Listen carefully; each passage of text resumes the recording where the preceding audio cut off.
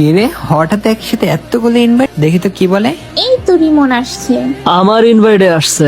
দূর, আমার ইনভাইট আসছে। মানে কি শুরু করছিস তোরা, কি হয়েছে? আরে রিমন শোন না, আমরা তিনজন চ্যালেঞ্জ নিছি, তুই কাকে বেশি প্রায়োরিটি দে, তাই তিনজন একসাথে তোকে ইনভাইট দিছি। তুই কার ইনভাইটে আসছিস সত্যি করে বলতো।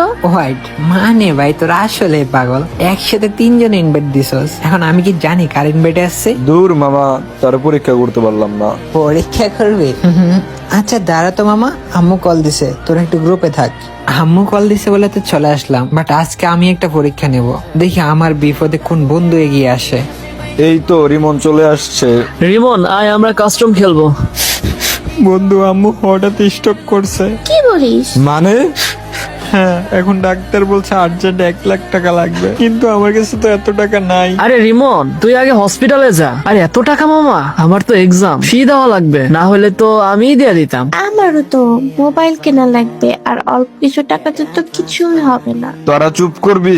ওই কি তোদের কাছে টাকা চাইছে? দিতে পারবি না, চুপ থাক। রিমন শোন বন্ধু, আমার এক্সাম ফি আর গেম আইডি সেল দিয়ে দিব, আশা করি তাতে টাকা হয়ে যাবে, তুই টেনশন নিস না।